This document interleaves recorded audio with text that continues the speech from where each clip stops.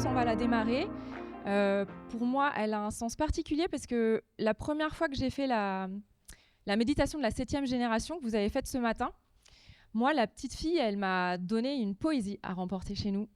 Donc je trouve que ça a beaucoup de sens et je suis hyper contente d'accueillir quelqu'un qui va nous aider à enchanter le futur grâce à la magie de la poésie. Donc Vincent Avanzi, bienvenue, Chief Poetic Officer.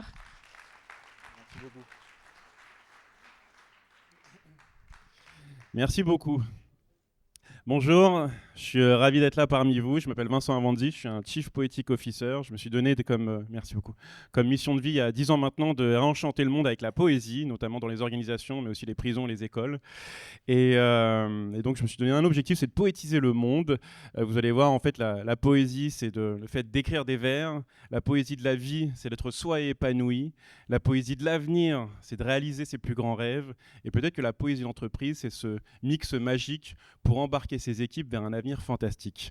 Et c'est un petit peu ce qu'on va voir aujourd'hui. Comment enchanter l'avenir avec un leadership poétique, d'aucuns diraient un leadership magnétique, parce que c'est aussi ça le rôle des poètes à la base, être aussi des séducteurs qui savent parler avec les mots, avec les émotions, avec l'imaginaire, avec l'émerveillement, la beauté, la sensibilité. Et donc regardez comment est-ce vous pouvez engager vos équipes aussi au cœur d'une vision collective pour co-créer un avenir sans limite, entre guillemets, demain. Et pour commencer, je voulais vous présenter un discours poétique. Sur la place de l'harmonie, place à la révolution. La poésie est révolutionnaire, écrivait le révolté Albert Camus. L'harmonie, notre voix salutaire, ceux qui vont mûrir vous saluent. Révolution française, élévation universelle, génération réveil, murmuration de nos ailes, une grande bouffée d'air frais, des rêves de changer d'air pour dessiner nos plus belles années-lumière. Mais comment, mais comment, mais comment réveiller la flamme olympique du révolutionnaire dans nos tripes. La misère empêche de dormir quand la faim est pire que le générique. Ils voulaient un cri de guerre en guise de talisman. Mais nous, on a écrit un hymne de paix sur notre talisman. Nous ne sommes pas les derniers des Mohicans, ni les premiers à vivre en harmonie avec les éléments. Nous sommes juste des survivants qui avançons le cœur vaillant, prêts à tout pour servir le vivant.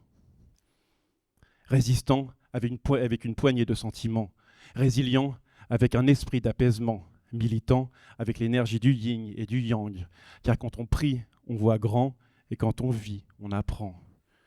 Alors oui, avec des si, on change le monde évidemment, mais c'est en sortant des cycles qu'on le change vraiment. Objectif numéro 1, faire un avec le vivant, et passer du gagnant-perdant au gagnant-gagnant, au gagnant-vivant.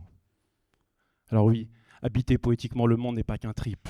C'est une ode à une vie plus poétique, sobre et authentique, parce qu'on aura besoin d'émerveillement, de paysages plus émouvants, voir l'infiniment petit et aussi l'infiniment grand, contempler des oiseaux s'envolant face au soleil levant, voir des humains en harmonie avec le vivant qui s'aiment vraiment, des enfants de toute culture jouant ensemble dorénavant, car l'être humain devient resplendissant que quand il est attendrissant.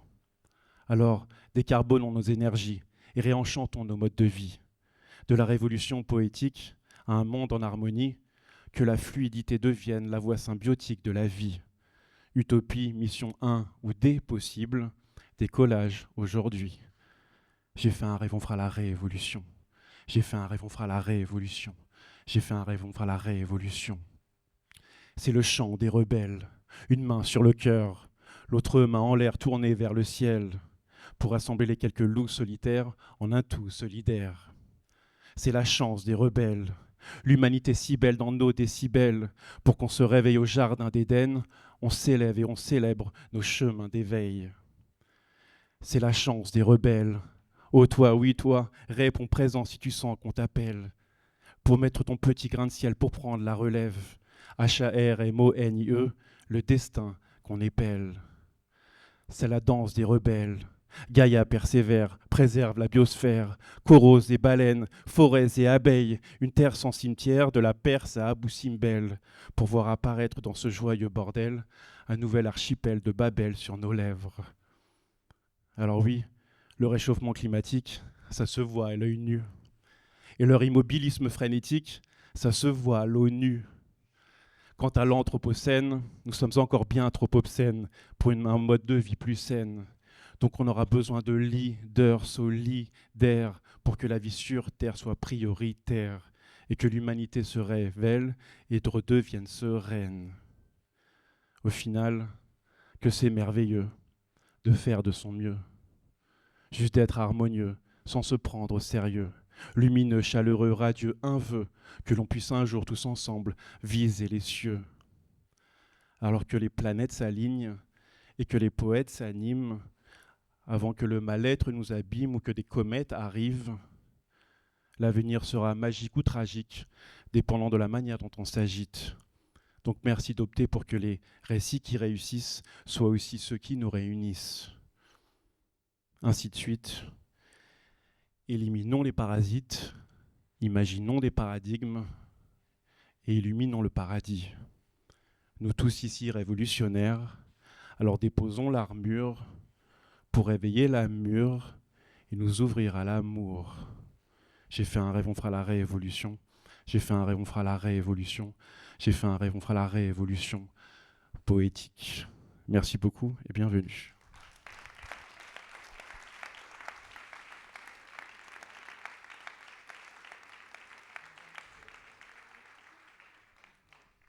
Alors, j'ai une première question à vous poser.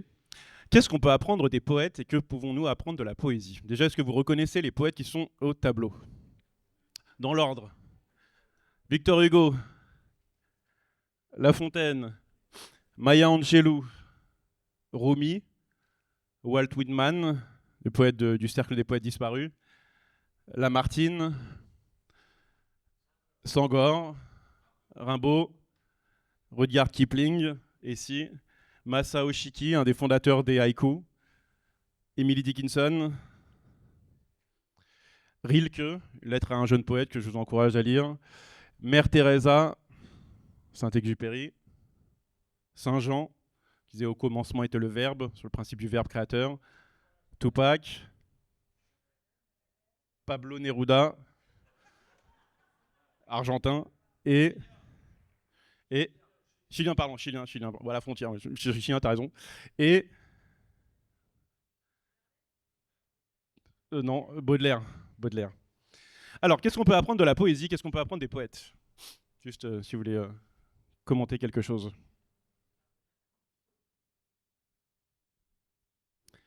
Qu'est-ce que peut nous apporter la poésie dans notre quotidien aujourd'hui, dans notre travail, dans nos missions? De la beauté du verbe, merci. La beauté du monde, ok. La puissance des mots, merci. La légèreté de la plume, le recul, la hauteur, ok. Les sentiments, la contemplation, merci. L'émerveillement aussi, l'harmonie. Effectivement, les poètes sont de base, de manière innée, en quête d'harmonie.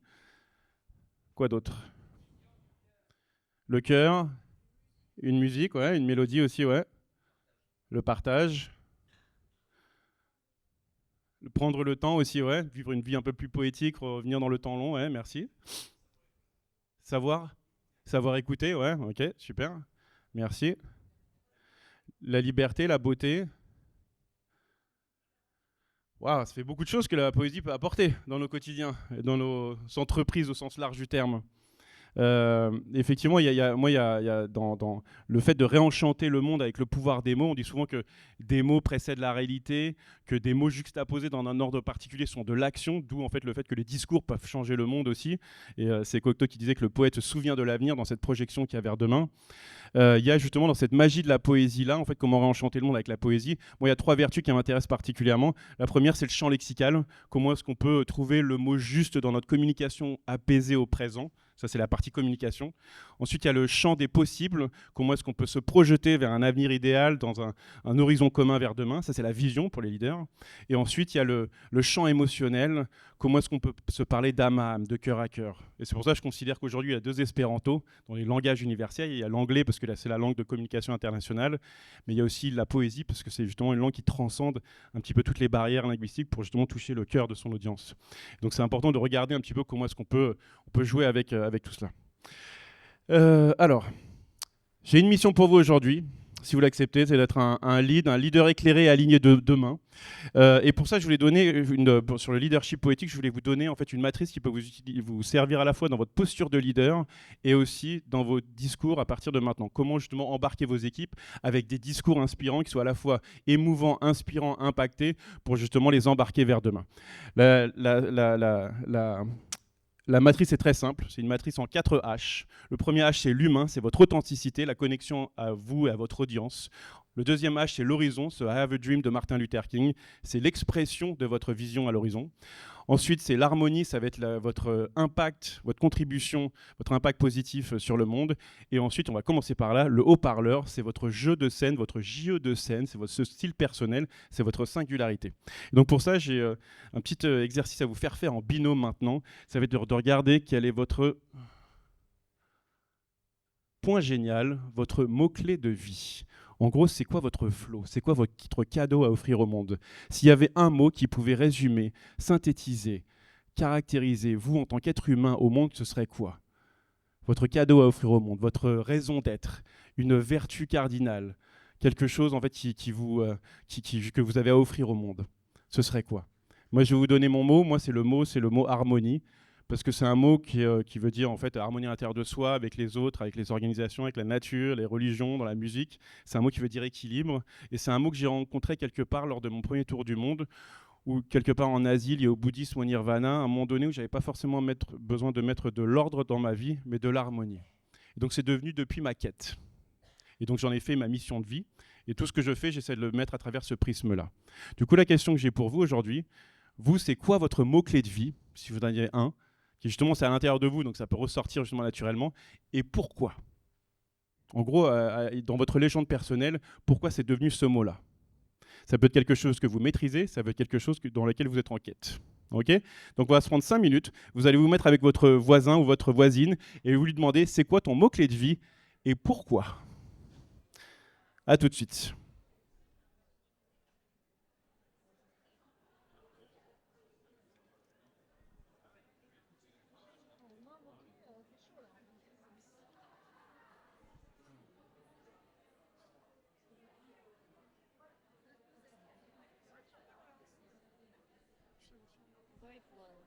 Moi, je crois que c'est gaieté. Je dis ça, ma mère super grave.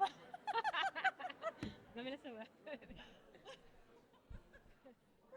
Hyper marrant. Hyper marrant. Je crois que c'est gaieté.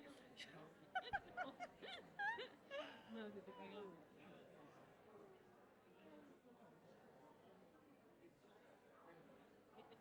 Ouais, je crois.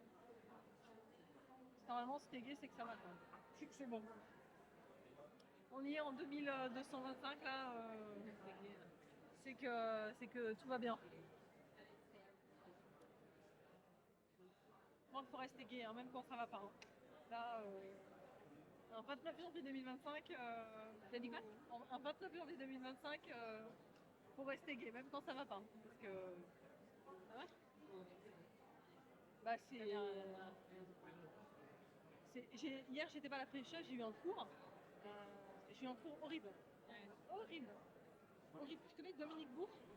C'est l'ancien président de la fondation de la Avec un seul, ce serait quoi? Ça? Si on avait qu'un seul parmi les deux, ce serait quoi? Non, on a un chacun. Oui, on en a un chacun.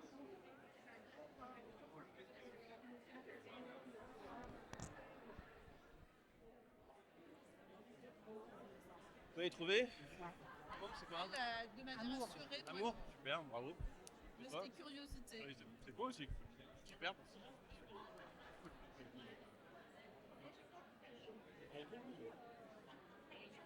Moi, je sais pas quoi.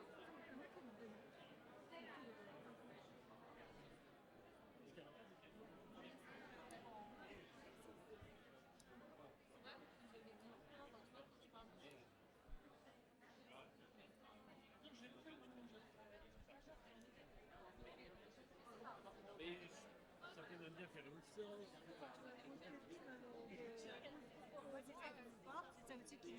C'est cool, vous avez trouvé? Ouais, c'est cool, c'est quoi? Rêve, cool. Bravo, super, oui. L'optimisme. Optimisme, c'est beau, super.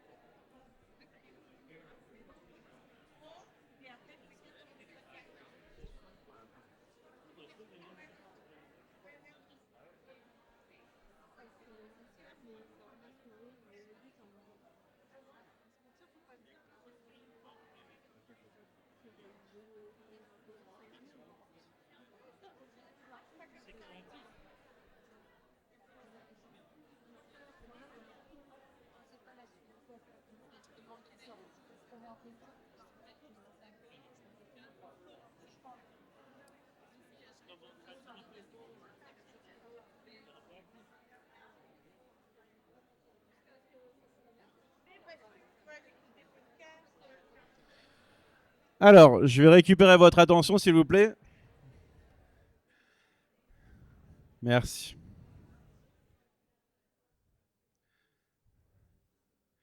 Est-ce qu'on peut avoir quelques partages, s'il vous plaît, de vos mots-clés? Juste criez-les, je vais les répéter.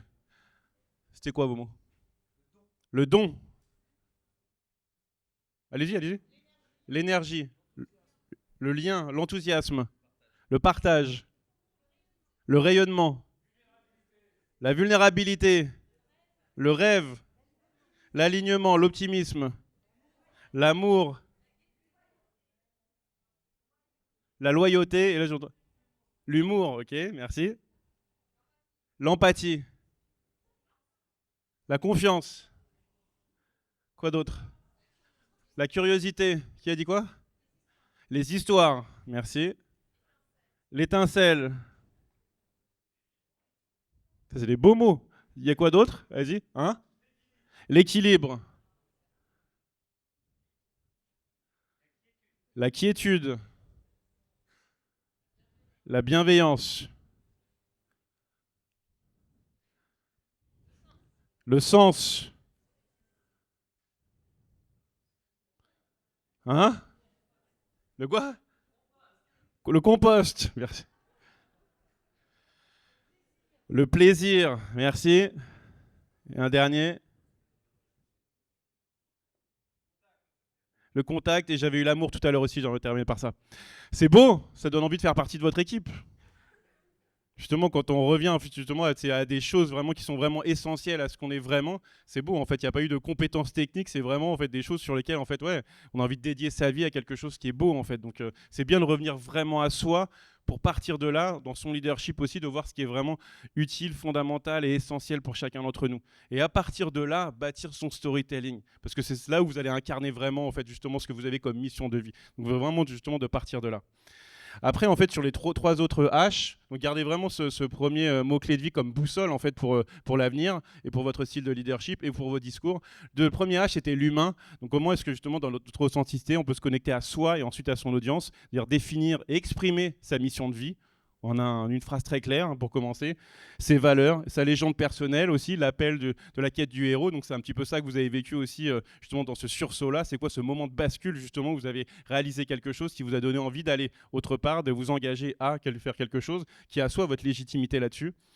Ensuite, le deuxième H, justement cet horizon, ça va être la projection et le cap vers l'avenir. C'est quoi votre rêve à la fois pour vous, pour votre équipe et aussi pour le monde? C'est quoi ce cap à l'horizon que vous allez justement dessiner pour demain, pour fédérer les équipes dans votre vision à vous, dans votre rêve collectif que vous allez proposer? Et ensuite, l'harmonie, c'est quoi votre impact positif, environnemental, sociétal, humain que vous allez avoir envie d'avoir sur le monde? Et peut-être justement pas être dans une posture de win-lose, mais de win-win-win-win, justement pour prendre soin de soi, des autres et de la planète aussi. Et puis aussi l'harmonie, c'est aussi peut-être l'atmosphère ou l'ambiance empathique ou d'écoute active, de libération justement de la créativité que vous allez peut-être vouloir créer dans votre équipe justement pour que chacun soit dans sa zone de talent, dans un monde réenchanté où chacun est dans sa juste place pour pouvoir toucher la grâce derrière. Et je vous dis ça pourquoi? C'est qu'en fait, c'est quand vous faites en fait un petit peu aligner ces 4 H, on arrive à ce que je considère être aujourd'hui l'objectif ultime de tout discours, de tout leader. C'est en gros, fondamentalement, c'est de pouvoir écrire des discours personnels à vertu universelle. Comment est-ce qu'on justement on arrive à dessiner un horizon qui puisse être universel à partir de quelque chose qui est hyper personnel? Créer une émotion, créer une inspiration, créer un impact, parce que justement vous parlez avec le cœur. Et justement la structuration des discours, c'est justement regarder comment est-ce que vous pourriez partir de vous qui vous êtes vraiment, d'une histoire personnelle, un milestone qui a créé justement cela, pour ensuite développer un petit peu ce sujet-là, pour en faire quelque chose, une horizon qui soit en cohérence avec tout cela et aligné. De la même façon, c'est quoi votre storytelling? Et c'est quoi votre storytelling justement sur le futur désirable qu'on a envie de créer ensemble en 2040? Comment est-ce que vous avez envie d'insérer votre histoire dans la grande histoire du monde?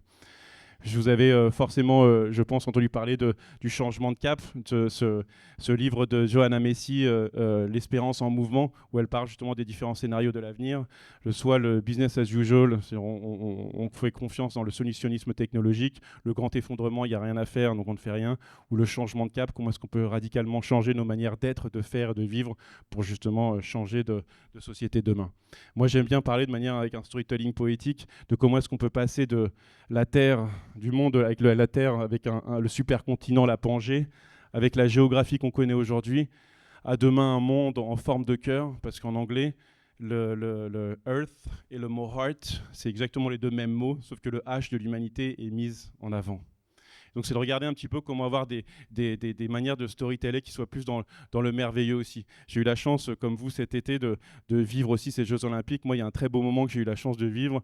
Ça a été pendant les Jeux Olympiques, la cérémonie de clôture, et de voir justement, moi c'était un peu mon rêve, de voir un petit peu toutes les cultures de l'humanité représentées dans un même endroit pour justement être tourné vers un horizon commun demain. Et c'est une super belle métaphore en fait de comment est-ce qu'on peut tous co-créer le monde de demain, malgré tout ce qui arrive aujourd'hui et toutes les turbulences qu'on connaît. Est-ce que vous savez quel est le chemin le plus court entre un point A et un point B? Comment? Le vol d'oiseau, merci. La ligne droite. Le chemin le plus court entre un point A et un point B. Sachant que le chemin le plus court entre deux êtres humains, c'est le sourire, disait Charlie Chaplin. Mais le chemin le plus court entre un point A et un point B. Le rire, oui, alors ça c'est l'autre question du coup. Le chemin le plus court entre deux êtres... entre un point A et un point B, merci. Ok, Google Maps, ouais. D'autres éléments de réponse à l'extérieur du cadre. Le chemin le plus court entre un point A et un point B, c'est le rêve. Parce que quand on pense à quelque chose, on y est instantanément. Et justement, c'est un petit peu ça, en fait, avec la poésie aussi, le pouvoir des mots, le pouvoir des rêves, le pouvoir de l'imaginaire, comment est-ce qu'on peut s'octroyer le droit de rêver grand, de les rêver large, justement d'aller d'aller viser la lune pour atterrir dans les étoiles. Et c'est pour ça que je vous ai mis un petit peu ce Scarlett Johansson au tableau. Vous avez sûrement vu ce film, Lucy. Il y a la version masculine avec Bradley Cooper qui s'appelle Limitless. Les deux pitchs des deux films étant que nous n'utilisons que 20% de nos capacités cérébrales, de qu'est-ce que nous pourrions faire si nous utilisions 100% de notre potentiel créatif infini. Et c'est la base de la créativité, c'est déjà d'avoir confiance en son potentiel créatif infini. Et ensuite, il y a plusieurs manières d'être créatif, de s'ouvrir les chakras. Il y a la première, ça va être justement le fait de faire des rêves éveillés intentionnels pour essayer d'imaginer le monde de demain. Et l'autre, c'est la pratique d'un art. Et en fait, c'est l'essence même de la créativité. Et en fait, je ne sais pas si vous savez, mais l'art, la définition de l'art, c'est juste une activité humaine. C'est le propre de l'homme. Ce n'est pas réservé à un génie élitiste. Il n'y a pas de vérité, il n'y a pas de technique, il n'y a pas de prix de vente, il n'y a pas de cohérence, il n'y a pas de... C'est juste en fait le reflet de son âme, une manifestation de soi au monde. Et comme on est tous des poussières d'étoiles magiques, on peut tous créer une œuvre d'art unique.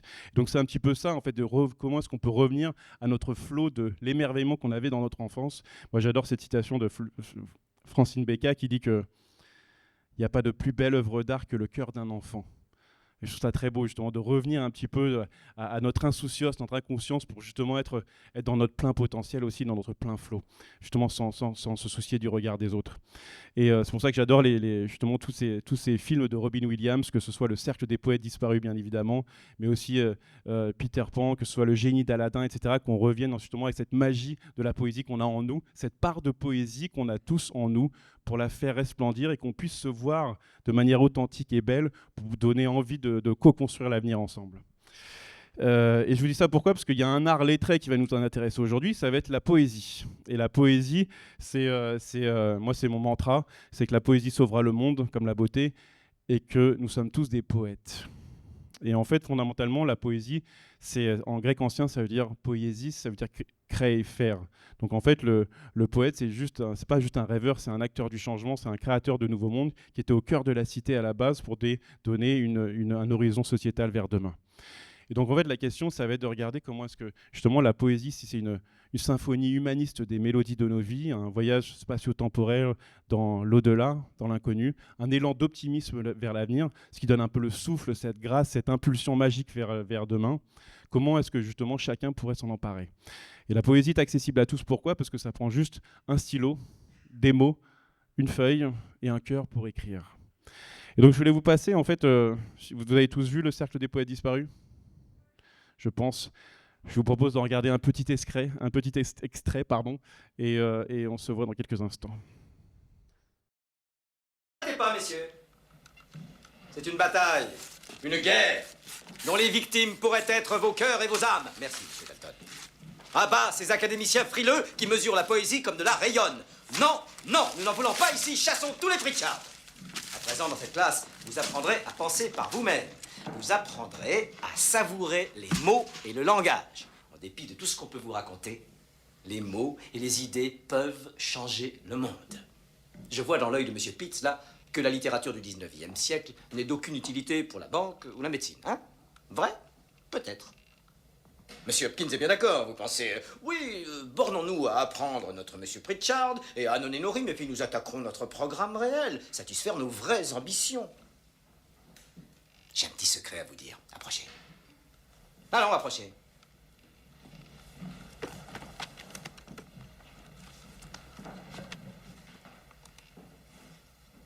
On lit ou on écrit de la poésie, non pas parce que c'est joli. On lit et on écrit de la poésie parce que l'on fait partie de l'humanité et que l'humanité est faite de passion. La médecine, le commerce, le droit, l'industrie sont de nobles poursuites et sont nécessaires pour assurer la vie. Mais la poésie, la beauté, l'amour, l'aventure, c'est en fait pour cela qu'on vit. Pour citer Whitman, ô moi, ô la vie, tant de questions qui m'assaillent sans cesse. Ces interminables cortèges d'incroyants, ces cités peuplées de sots. Qu'y a-t-il de bon en cela, ô moi, ô la vie? Réponse, que tu es ici, que la vie existe et l'identité, que le prodigieux spectacle continue et que tu peux y apporter ta rime.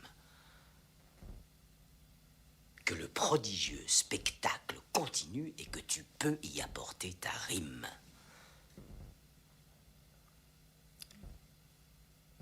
Quelle sera votre rime?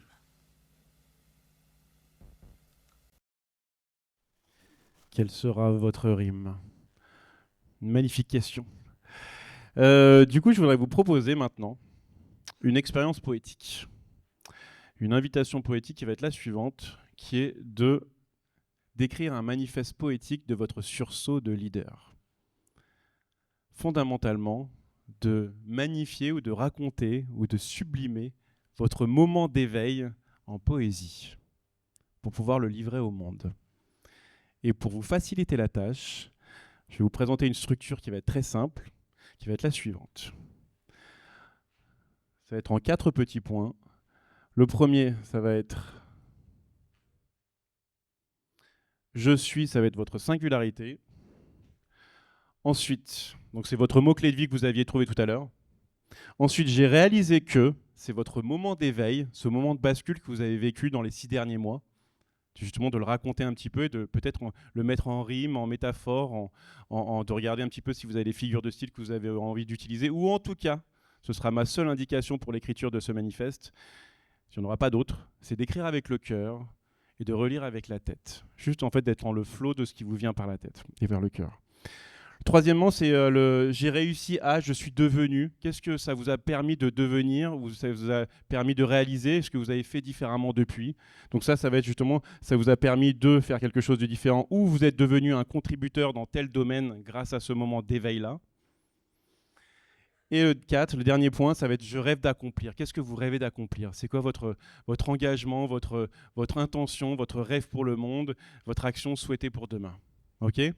Donc je suis votre singularité, j'ai réalisé que votre moment d'éveil, votre sursaut, j'ai réussi à, je suis devenu qui de différent depuis, et numéro 4, ça va être je rêve d'accomplir ce que vous rêvez d'accomplir à partir de maintenant. Ok? On va se prendre 10 minutes, Je vais vous mettre une petite musique contemplative pour justement vous aider à vous envoler. Le but, c'est de regarder comment est-ce que vous pourriez répondre à ces questions de manière, encore une fois, poétique, en jouant peut-être avec les mots, avec la beauté, la sensibilité que vous incarnez aussi vous, et puis d'en faire une œuvre d'art. Parce que je pense que fondamentalement, la mission qu'on peut avoir sur Terre, c'est de faire de notre vie un poème et de notre avenir collectif une œuvre d'art. Ok ? Est-ce que vous avez tous un stylo et un calepin ? Ou oui ? Je pense que oui, mais juste pour être sûr. Ok. Rendez-vous dans 10 minutes. Très beau voyage dans le monde de la poésie et à tout de suite.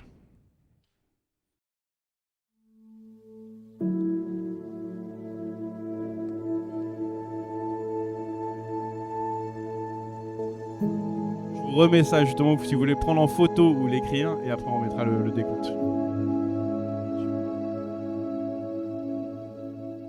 Je suis, j'ai réalisé que, je suis devenu, je rêve d'accomplir.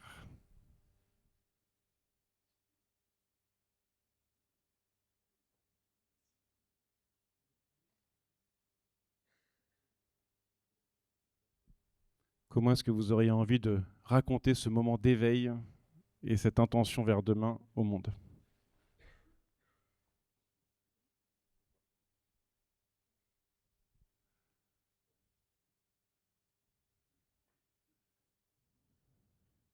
C'est bon pour vous ? À tout de suite. Est-ce que vous avez fait un beau voyage ? Je vous propose de rentrer dans ma partie préférée de ces interventions-là, à savoir le partage collectif de vos œuvres créées en séance, bien évidemment basées sur de volontariat. Qui est-ce qui a envie de venir sur scène et nous montrer sa part de poésie à travers ce magnifique manifeste d'éveil de vous en tant que leader ? Je n'arrive pas à mettre le... Avec grand plaisir. Est-ce qu'on peut l'applaudir, s'il vous plaît ? Vous mettez ça et après ? Merci. Merci.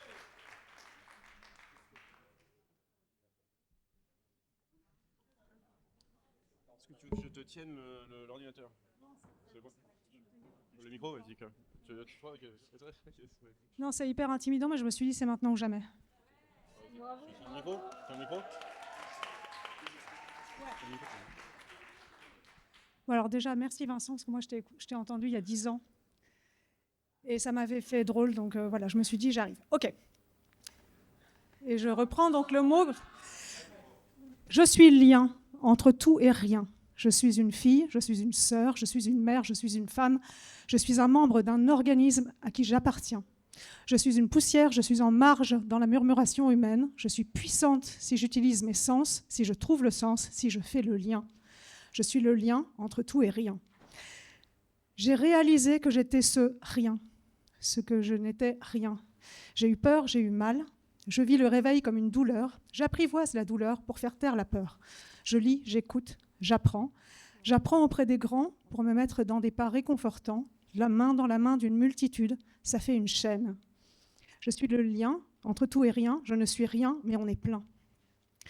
J'ai réussi à donner la main, donner confiance, donner deux mains. Je suis revenue et j'y retourne encore avant de pouvoir dire je suis devenue. Devenue qui ? Je rêve d'accomplir, mais c'est trop grand pour moi. Un rêve pour le monde passe par le lien, la main tendue, la main saisie, la main qui pousse, la main qui tire, le cœur qui parle, l'aveu de sensibilité qui devient la force de nourrir une action à son échelle, le chemin. Je suis le lien entre tout et rien, je suis le lien entre mon rêve et le tien. Nous sommes nombreux, montrons-nous enfin pour faire que le récit dominant devienne ringard, que l'engagement devienne le début et la fin. Bravo ! Bravo.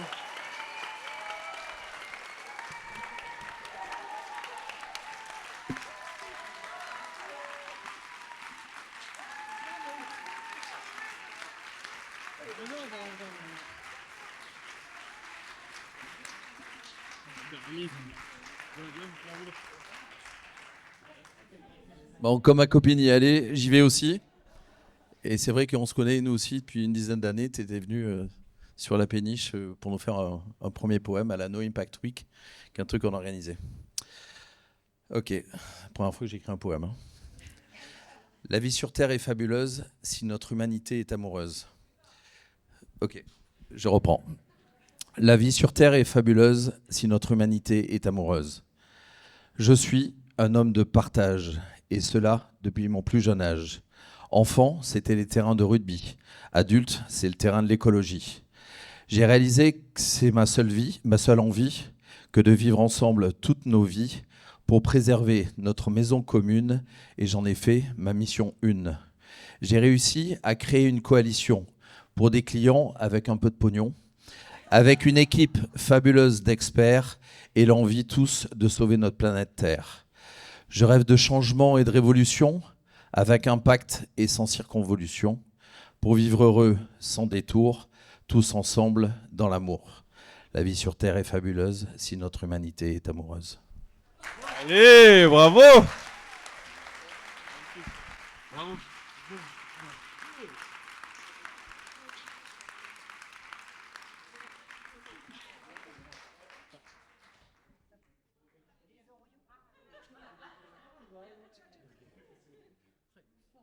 Alors attention, moi c'est très très court.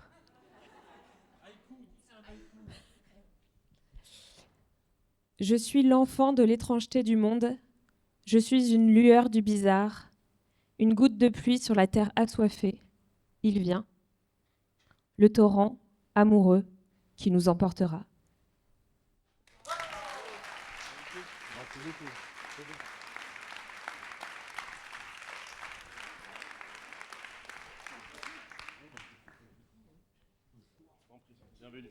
Merci.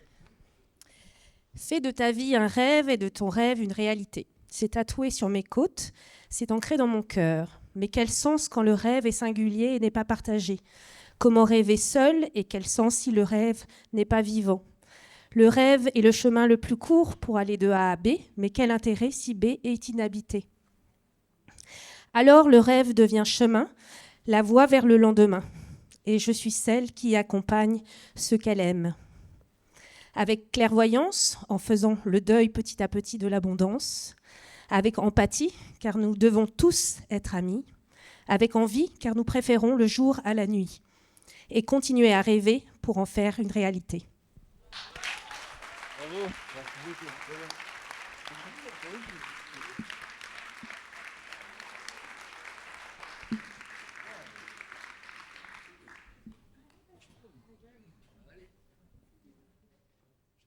Merci. Sans doute un peu plus terre à terre. Je suis une mère, une fille, une sœur. Je suis une communicante au grand cœur. Je suis passionnée et vulnérable, sachante et apprenante, forte et sensible. Je perds parfois mon or quand je m'éloigne de l'alignement tête-cœur-corps. Consciente de mes biais, je vise un réalignement perpétuel. J'opte pour l'écoute et le partage et j'en fais mon mantra personnel. En S1, je choisissais l'éléphant fort et protecteur aux grandes oreilles. Riche de ce parcours aux 1000 discours, j'opte en S6 pour le pan, fier d'ouvrir ses ailes et mes merveilles.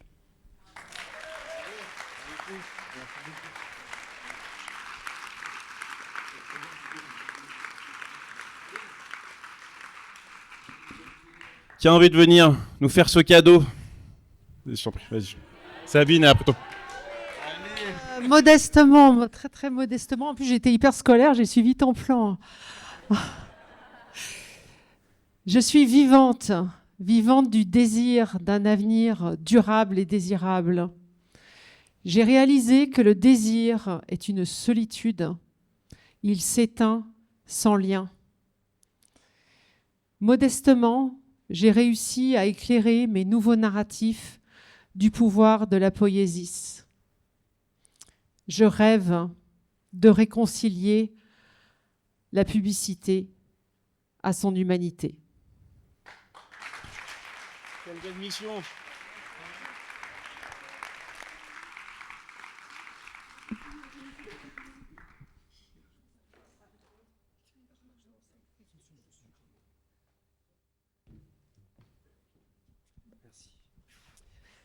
Je m'appelle Mathieu et je suis un rêveur audacieux. Depuis toujours, j'ai cru que rien n'était impossible. Aujourd'hui, j'ai vu que tout était possible. Coopérer, inventer, imaginer au service du mieux, ça ne pourrait pas rester un vœu pieux. Une convention non conventionnelle pour conventionner l'essentiel a su révéler une puissance chez moi que moi-même ne soupçonnais pas. Et quand nous sommes ensemble, réunis pour le bien du monde, aucun tweet, salut nazi, politique d'exclusion ou discours infécond n'empêcheront l'inéluctable d'arriver. Nous changerons cette société individualisée pour vivre ensemble un rêve réalisé. Merci.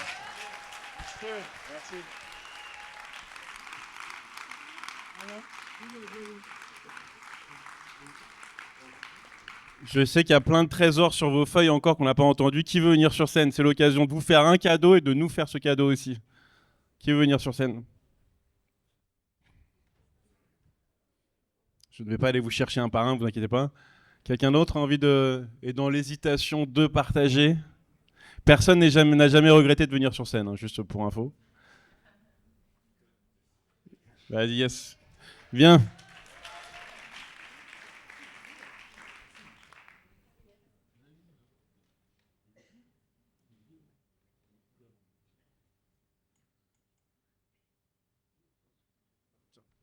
J'ai voulu faire un haïku, mais j'ai 2-3 syllabes en trop, vous me pardonnerez.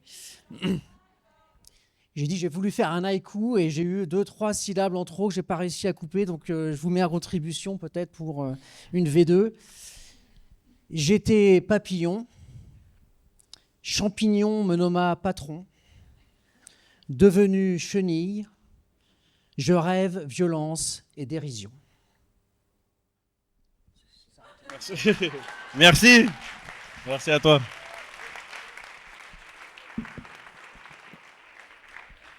Alors, est-ce qu'on peut collectivement s'applaudir, s'il vous plaît?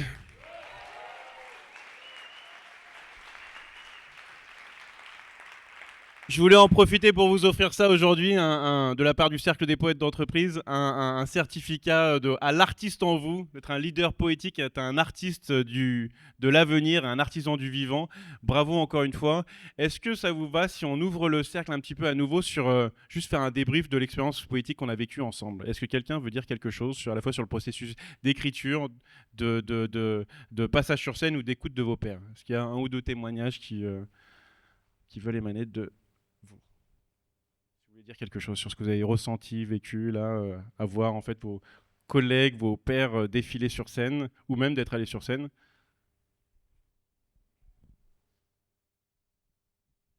Alors moi, je vais faire le débrief du coup.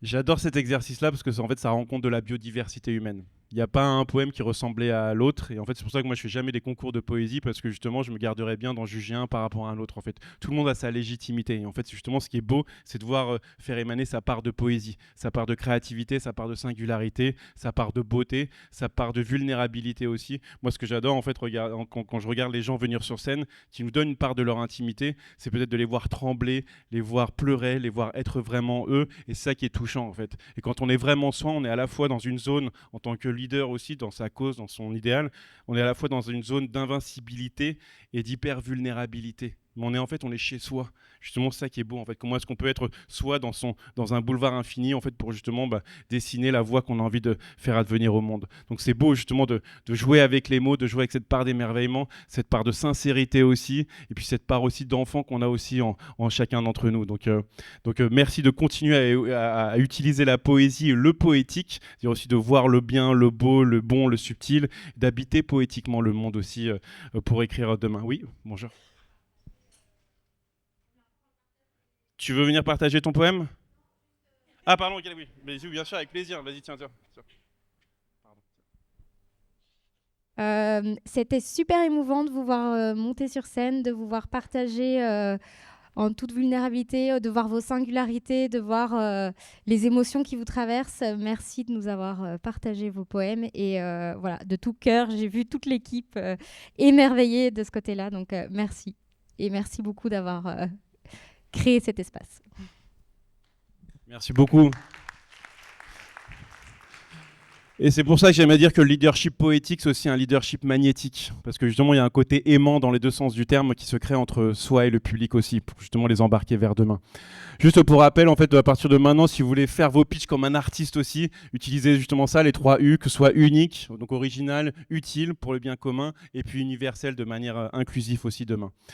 J'aime beaucoup cette citation de Saint-Exupéry qui dit que justement quand on veut, en tant que leader, quand on veut construire un bateau, ne pas commencer par assembler du bois, couper des planches ou distribuer du travail, mais réveiller au sein des hommes le désir de la mer grande et large. Et je pense que c'est ça en fait la vertu principale de la poésie, c'est ce souffle, cette grâce, cette impulsion magique qu'on peut justement faire émaner au sein de son équipage. Voilà les 8 facettes en fait qu'on peut avoir dans un leadership poétique. Ce qu'on a vu aujourd'hui, c'est un peu l'art du dictionnaire, c'est comment est-ce qu'on peut jouer avec les mots justement pour faire le discours de sa vie et de notre avenir. La palme d'imaginaire, c'est comment est-ce qu'on peut imaginer l'un ou les possibles demain. La grâce de l'humanitaire, c'est comment est-ce qu'avec nos missions, on peut servir et élever l'humanité. L'âme du visionnaire, c'est justement ces scénarios désirables pour l'avenir qu'on peut aussi faire émerger. Le missionnaire, ça va être cette manière de s'engager avec sa mission de vie, entre soi et le monde. Le révolutionnaire, c'est cette capacité à changer de cap et de paix pour transcender le réel et d'aller, quand demain vous allez revenir dans votre organisation, comment est-ce que seul contre tous, vous allez avoir la passion, la détermination de prendre un nom, mais d'aller au-delà du nom pour le transformer en oui derrière. Le planétaire, c'est cette notion de prendre en compte l'harmonie du vivant en tant qu'ikigai. Et puis ensuite, la calme du gestionnaire, c'est cette manière de rentrer dans le temps long pour œuvrer durablement ensemble vers le monde de demain. Quelques exemples de leaders poétiques, parce que justement c'est un vrai concept. Il y a beaucoup de leaders en fait qui ont existé et qui existent encore aujourd'hui. Vous en voyez en fait au tableau là, mais ça peut être Mandela, Bob Marley, justement avec sa Love Revolution, Satish Kumar aussi, John Lennon avec sa chanson Imagine, Aurélien Barraud et sa révolution poétique justement, Pascal Demurger de la Maïf avec son dividende sociétal, Patagonia, Yvon Chouinard justement sur cette notion d'actionnariat de la nature. Qu'est-ce que vous avez ? Vous avez Jean-Pierre Gou avec justement sa révolution bleue, Victor Hugo, cette capacité justement à arriver à la fin de la misère, et puis il aime dire que justement la poésie est l'élément de progression d'un peuple. Bien sûr le Che avec justement cette icône de paix dans le monde, Edgar Morin avec justement son siècle de vie poétique, justement sur son amour, sa poésie, sa sagesse, et plein d'autres justement qu'on voit, Amanda Gorban avec son discours poétique, Jésus justement cette invitation à être des êtres de lumière, Mahomet avec les versets du Coran, et Moïse avec ses 10 commandements, etc. Tous ces gens en fait ont justement œuvré en fait pour créer un petit peu plus de supplément d'âme au monde. Un rêve que l'on rêve seul est seulement un rêve que l'on rêve ensemble est une réalité. Cette notion-là d'exprimer son rêve en tant que leader, justement pour créer justement ce socle commun pour aller vers demain. Et puis, je vais vite, mais j'adore cette citation de Jonas Mekas qui dit qu'en fin de compte, les civilisations périssent parce qu'on écoute trop les politiciens et pas assez les poètes. Donc écoutons les poètes, et en l'occurrence les poètes en nous, pour justement créer le monde de demain que l'on veut voir advenir. Et je voudrais terminer avec 2 choses pour conclure. La première, c'est peut-être pourquoi en fait, on essaie de dessiner un petit peu le monde de demain, peut-être pour une vie un peu plus poétique. Et je voulais vous mettre cette petite vidéo, je ne sais pas si vous l'avez déjà vue, mais j'adore la regarder à chaque fois parce que c'est un bon rappel de la boussole qu'on peut avoir vers demain. Ça se passe dans un petit village au bord de la mer, au Mexique. Un Américain avise un pêcheur mexicain en train de faire la sieste et lui demande « Pourquoi ne restez-vous pas en mer plus longtemps ? J'ai assez pour nourrir ma famille. Qu'est-ce que vous faites le reste du temps ? Je fais la grasse matinée, je pêche un peu, je joue avec mes enfants, je fais la sieste avec ma femme. Le soir, je vais voir mes amis, nous buvons du vin et nous jouons de la guitare. J'ai une vie bien remplie, écoutez-moi. » Commencez par pêcher plus longtemps. Avec les bénéfices, vous achèterez un gros bateau. Vous ouvrirez votre propre usine. Vous quitterez votre village pour Mexico, puis New York, d'où vous dirigerez toutes vos affaires. New York. Et après ? Après, vous introduirez votre société en bourse et vous gagnerez des millions. Des millions. Et après ? Après, vous pourrez prendre votre retraite, habiter un petit village au bord de la mer, faire la grasse matinée, pêcher un peu, jouer avec vos enfants, faire la sieste avec votre femme et passer vos soirées à boire et à jouer de la guitare avec vos amis. C'est peut-être ça aussi en fait qu'on essaie de tous de trouver, c'est notre propre rythme, justement quelque chose qui correspond à ce qu'on veut ce qu'on veut vivre, en fait, de prêcher un petit peu ce qu'on vit aussi nous. On me dit souvent, ouais, tes poèmes sont trop longs, et en fait, il y a un poème le plus court de l'humanité, c'est un poème de Mohamed Ali qui s'appelle Mi-Oui. En français, ça pourrait être genou, mais c'est un peu moins important. Du coup, j'en ai créé un qui est en 3 mots, je vais le présenter maintenant. Ça s'appelle Agapé Gaia P. Et donc, ce que je voudrais faire, c'est que moi, quand je dis le Agapé, je voudrais que tout le monde dise le Gaia P. Donc, ça fait Agapé, Agapé, Agapé. Super. Et là, maintenant, on va mettre une ligne imaginaire ici. De ce côté-là, vous allez dire le Agapé. De ce côté-là, vous allez dire le Gaia P. Donc, ça fait... Et dernière chose, je voudrais que vous puissiez tous vous lever maintenant. De ce côté-là, vous allez faire le Agapé avec un cœur.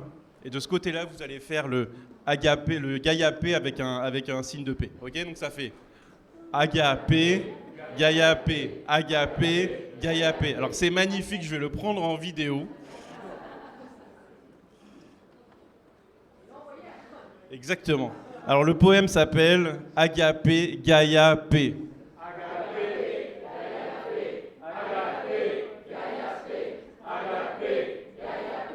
Gloire à l'amour, merci beaucoup.